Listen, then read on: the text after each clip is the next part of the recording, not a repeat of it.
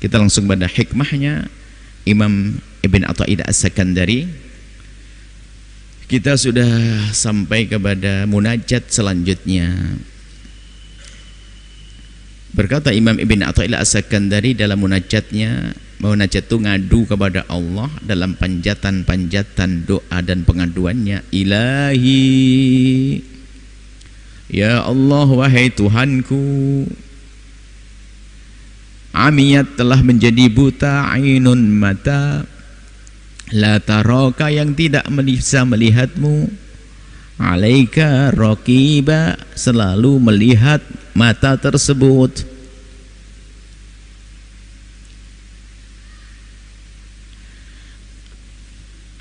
Mata di sini bisa saja mata ini, tapi bisa dimaknai makna batin. Coba, ini gambarannya manusia dulu. Anda punya mata, kemudian saya melihat Anda. Kalau Anda tidak bisa melihat, saya melihat Anda, maka Anda berarti buta. Itu kan? Oh, Anda katanya punya mata, saya jelas menteleng mata saya hadapkan ke Anda, lalu Anda tidak bisa melihat, saya melihat Anda, kemudian lalu berkata saya tidak melihat, kamu melihat aku, berarti kamu buta. Oh, saya melihat begini, kan begitu. Allah Jalla Jalaluh tidak pernah tidur. Tidak ada yang tersembunyi pengetahuan Allah, dari pengetahuan Allah dan dari penglihatan Allah. Semuanya terlihat di dalam kegelapan, dalam kejauhan, sekecil apapun terlihat. Allah Maha melihat. Maka hati itu telah buta jika tidak melihat bahwa Allah melihatnya. Itu loh maksudnya. Hati buta adalah hati yang tidak menyadari, tidak melihat kalau Allah melihatnya. Yang selalu menyadari bahwa Allah melihatnya, itu baru hati yang hidup, hati yang melek. Di dalam bahasa dunia tasawuf itu makom tinggi, namanya makom ihsan, makom muraqabah. Tahapan-tahapan dalam beragama ada, namanya berislam, kemudian beriman, kemudian berihsan. Islam oke, dohir, kemudian iman batinnya.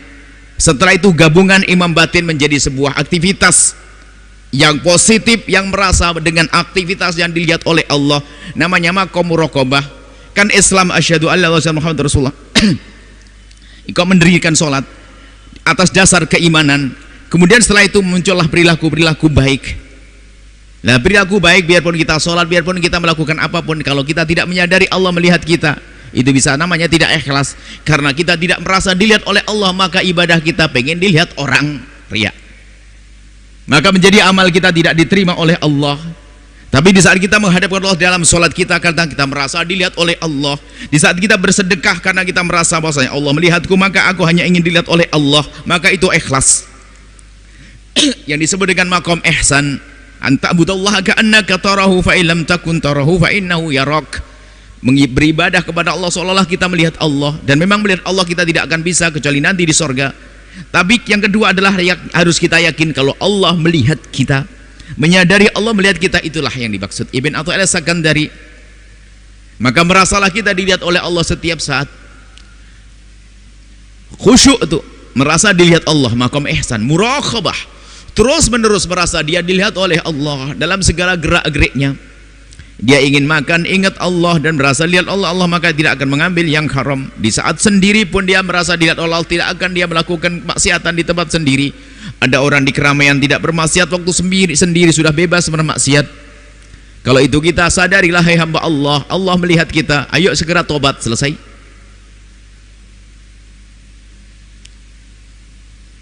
Melakukan, jadi seorang yang mengaku dirinya beriman kepada Allah yang maha, nah ini beriman, yakin kepada Allah yang maha mengetahui, maha melihat, nah ini, dan tidak pernah terputus penglihatannya, pandangan Allah maksudnya, tidak pernah terus pandangan Allah.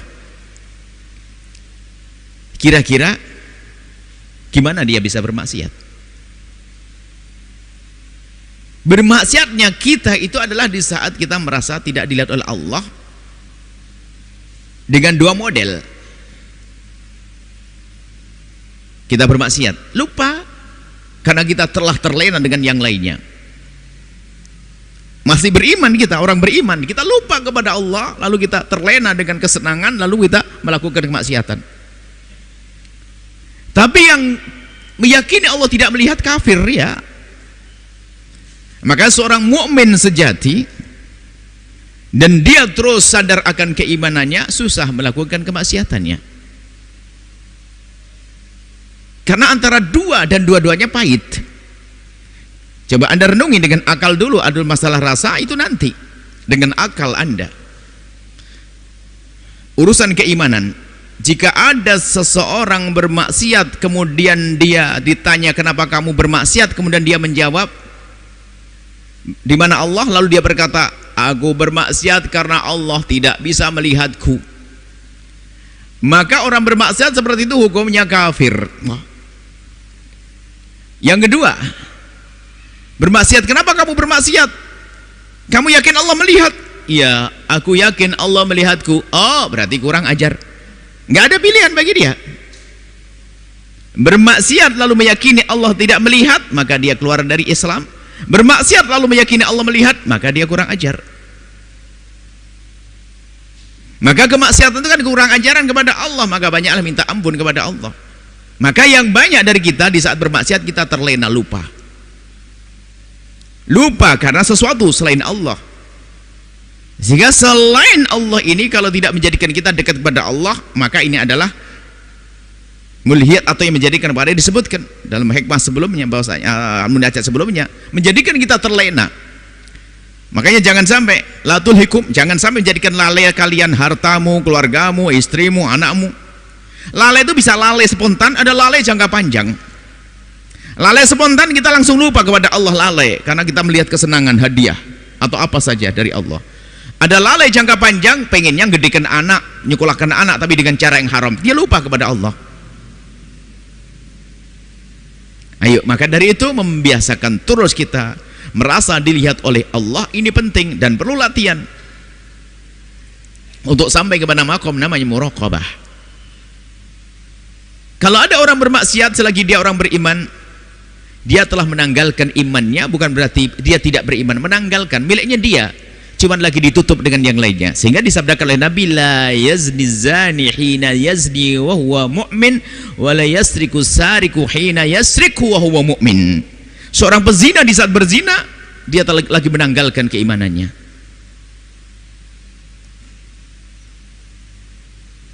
Bisa jadi naudzubillah wafat mati dalam maksiat su'ul khatimah. Makanya harus hati-hati. Di saat dia mencuri, menanggalkan keimanannya. Masih ada tapi dia telah terlena, terlupa dengan kemaksiatan yang dilakukannya. Nah, dari itu ayo kita semuanya berusaha untuk menyadari bahwasanya Allah melihat kita. Dia hikmah di munajat amiyat ainun, maka akan dianggap sebagai mata buta atau hati yang buta, yang tidak pernah menyadari dan tidak pernah melihat kalau Allah selalu melihatnya. Karena kita punya keyakinan Allah senantiasa melihat kita. Wa khasirat, dan telah menjadi rugi safqatu abdin.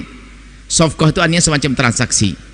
Artinya ya aktivitas seorang hamba, lam yaj'al lahu min hubbika nasiban. Ya Allah, akan menjadi rugi semua manusia yang menjalani aktivitas hidup. Safqah itu biasanya transaksi jual beli dan sebagainya. Pakai bahasa safqah itu adalah segala aktivitas kita. Bisa jadi itu aktivitas jual beli sesungguhnya, urusan dengan orang, maka sungguh merugi semua aktivitas yang dilakukan seorang hamba jika di dalam aktivitasnya tidak ada bagian daripada kecintaan kepadamu. Inilah tidak dihubungkan dengan Allah. Tapi semua aktivitas yang dilakukan seorang hamba jika disambungkan dengan Allah, baru itu menjadi aktivitas yang menguntungkan. Kelihatannya dia dagang, tapi dihubungkan dengan Allah. Di saat dia mau mulai pekerjaan, mungkin ini adalah pengusaha muda, dapat tender besar-besaran, wah, belum sukses, belum mulai, ingat Saya akan jadikan berapa persen dari keuntunganku untuk Allah, satu. Yang kedua, pasti akan aku hindari yang haram, dua. Dia menyadari ini semuanya, lihat. Berarti apa? Cinta kepada Allah dimasukkan di dalam transaksi, di dalam aktivitasnya. Libatkan Allah, masukkan bagian Allah di dalamnya, sehingga semua aktivitas yang ia jalani, mulai dari dia membuka usaha di awal hari pembuka usaha, sudah ada nilai pahala yang mengalir. Kemudian di saat dia benar-benar beruntung, sukses, dia sudah berjanji, maka dia akan menggunakan kekayaannya untuk kemuliaan. Beruntunglah dia. Dan jika usahanya runtuh, dia sudah punya niat besar, maka sudah mendapatkan pahala di akhirat, biarpun di dunia belum tampak. Maka melibatkan Allah dalam aktivitas kita ini penting sekali. Dalam segala urusan, merasa kita dengan Allah, dilihat oleh Allah, untuk Allah, karena Allah. Semua aktivitas Anda jual beli, harus Anda libatkan Allah di dalamnya. Maka akan menjaga syariat, merasa dilihat oleh Allah, dan untuk Allah dia tidak akan berbohong dalam jual beli dan sebagainya. Bekerja juga demikian. Apapun usaha yang kita lakukan, kalau cinta kepada Allah dimasukkan di dalamnya, berbuat karena Allah, maka semua aktivitas Anda yang katanya itu aktivitas dunia, maka disebut sebagai aktivitas akhirat. Seperti diisyaratkan oleh baginda Nabi SAW. Ingat, Nabi mengisyaratkan bahwa ada amal itu kelihatannya akhirat, tapi di hadapan Allah nggak ada nilainya. Padahal bentuknya sholat, bentuknya puasa, tidak ada nilainya. Kenapa? Dia lakukan adalah bukan karena Allah. Tapi sebaliknya, ada pekerjaan yang sepertinya urusan dunia, tapi ternyata di hadapan Allah nilainya akhirat semuanya. Karena apa? Dia libatkan Allah di dalamnya, masukkan bagian Allah di dalamnya. Ini yang dimaksud Ibn Athaillah As-Sakandari. Jangan sampai kita menjadi orang yang rugi dalam jual beli. Maka jadilah Anda menjadi orang kaya raya, bahkan terkaya di Cirebon, terkaya di Tegal, terkaya di Brebes, terkaya di Sumedang, terkaya di dunia, untuk menjadi kaya di akhirat. Maka masukkan bagian Allah di sini untuk kita berinvestasi di akhirat, sehingga rindulah orang kaya tersebut untuk mengirim kekayaannya di alam keabadian nanti, dijadikan masjid, pesantren, yatim piatu, dan seterusnya. Kelihatannya dia orang kaya di dunia, maka sesungguhnya karena dimasukkan Allah, kecintaan kepada Allah di dalam kekayaannya, maka kekayaan dunianya menjadi kekayaan di akhirat. Ini yang diinginkan oleh Ibn Athaillah As-Sakandari dalam munajatnya. Hendaknya begitu, kita bermunajat kepada Allah, menyadari kalau Allah melihat kita. Dan karena Allah melihat kita, ayo semua aktivitas kita harus merasa dilihat oleh Allah. Kemudian setelah itu harus kita masukkan bagian Allah di dalamnya, kecintaan kepada Allah di dalamnya, yaitu menggunakan apa yang kita dapat, mengarahkan apa yang kita peroleh untuk Allah Subhanahu wa ta'ala. Dan semuanya bisa. Bahkan mungkin Anda adalah orang yang baru diangkat jadi pegawai negeri, barangkali langsung sadar, ya Allah, puji syukur kepadamu ya Allah, hari ini aku mendapatkan SK bahwasanya aku jadi pegawai negeri ya Allah, aku dapatkan gaji begini ya Allah, aku berikan untukmu sebegini. Ini bukan bab zakat, bukan, akan tapi bab kerelaan hati, kesadaran hati untuk melibatkan kecintaan kepada Allah di dalam aktivitasnya, dan seterusnya dan seterusnya. Indah dengan Allah. Semoga Allah menjadikan kita hamba yang senantiasa sadar dan sadar kalau Allah melihatnya, sehingga aktivitas yang kita lakukan tidak akan melanggar Allah Subhanahu wa ta'ala. Wallahu a'lam bissawab.